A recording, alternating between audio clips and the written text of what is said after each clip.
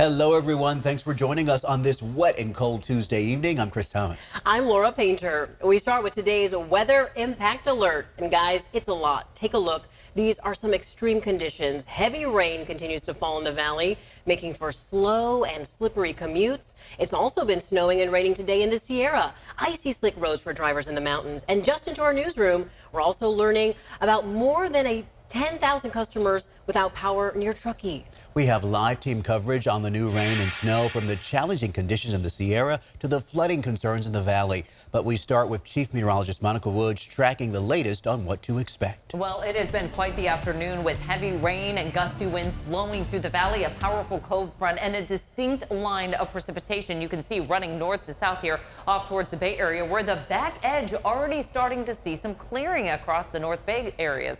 As far as the closer perspective, you can see embedded in these lines is brief periods of heavy to moderate rain. That includes the capital region in through the northern San Joaquin Valley, where we're seeing more moderate types of rain event. In the 80-50 corridor, it's been a mixed bag. As you mentioned, there are some slick spots up through the high country, a fluctuating snow line throughout the day. South of Highway 50, we have those higher passes, so the snow has been falling, and we'll see that snow accumulated. North of I-80, it's mostly in the mix of rain and snow in some of those areas in the Sierra. Off to the west here, we're continuing to monitor that Park Fire burn scar. You can see the perimeter right here drawn in red. It's very close to some of those heavier lines of precipitation. Right now, it's not going to meet the threshold for a real high impact event, but we'll monitor that because we have that flood watch in effect through tomorrow morning. Still looking at the nuisance flooding with ponding on the roadways, as well as mud and rock slides potential. And we also have our flood advisory in play through 7 o'clock for tonight. That's due to that excessive rainfall,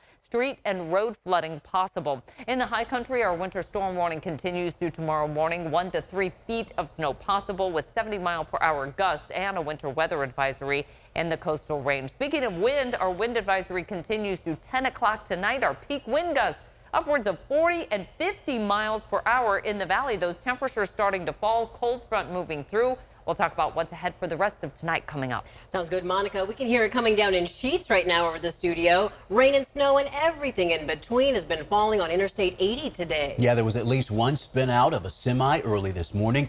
ABC 10's Luke Clary is live at Kingvale tonight. And Luke, chain controls now in place, right?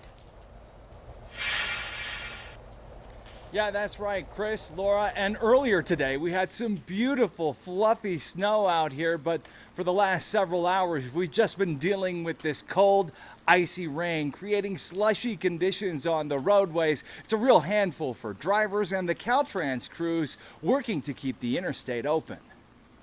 As the snow came down on I-80, drivers pull over to install chains and get their bearings. Do whatever we have to do. Jose Martin is hauling a payload from West Sacramento over the Sierra Mountains to Reno. In his 10 years as a trucker, he's developed his own rules of the road. Keep focused. Don't text. Don't pull. Focus in the road.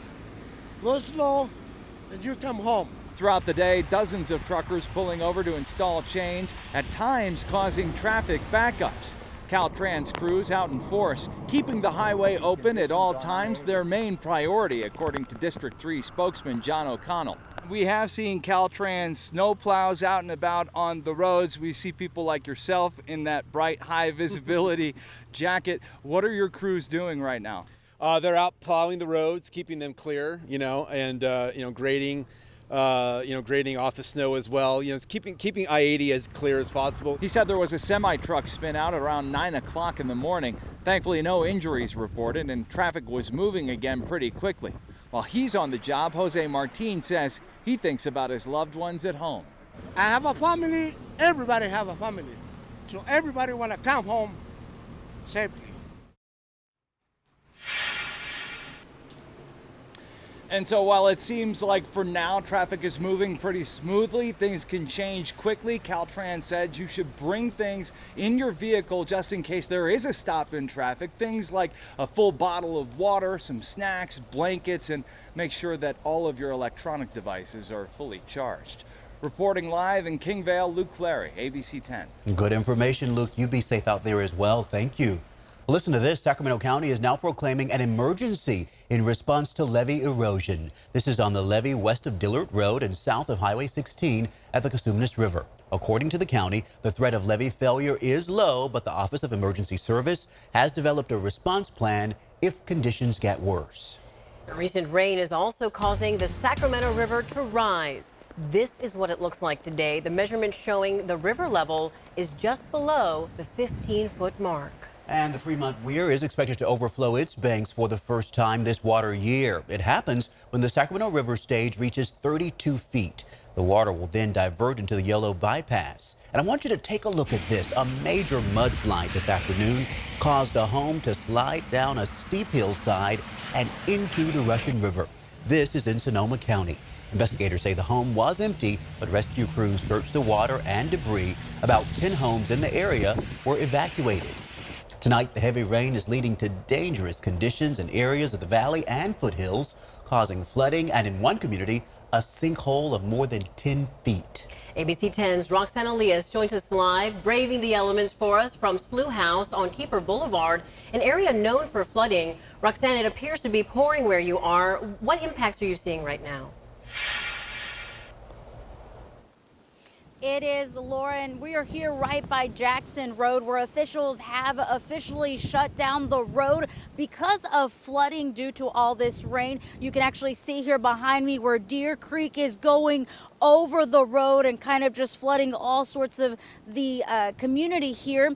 We've actually seen a lot of drivers try to get through here, most of them just going a couple hundred feet and then turning around and trying to take a different way around this. Now, earlier today, we were in a different community near Placerville where a sinkhole is causing major concern. Chief Eddie Dwyer, the fire chief for the Mosquito Fire Protection District, says crews stumbled upon it when returning from an emergency call on Gravel Road on Monday. Orange cones were placed around the sinkhole. That's about 10 feet wide and 10 feet deep. After inspecting it, it is believed to have been caused after the drainage pipe was clogged and water made its way underneath the road.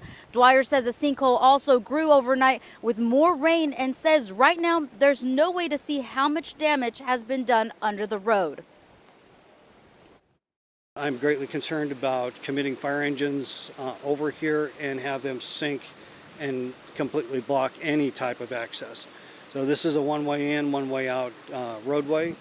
So it does cause considerable issues for our response capability to the residents beyond this point. The fire chief says he plans to speak with residents in the next few days and try to find a solution for repairing this since it is a privately owned road. Now back out here live, as we've said, we saw multiple people try to go down this road. A nearby neighbor says almost every year he sees someone have to be saved, and he says it's just not worth it because it can prove very dangerous. He says it's just best to take a different route around and make it home safely. I'm live in Slough House. Roxanne Elias, ABC 10. Yeah, Roxanne, some pretty dramatic images. We can't stress this enough. Turn around, don't drown. Everyone be safe out there. You too, Roxanne. Thank you. And our weather coverage doesn't stop here. You can find the latest weather information in your area by downloading the free ABC 10 Plus TV streaming app. The app is free to download on Roku, Amazon Fire TV, or wherever you stream on your TV.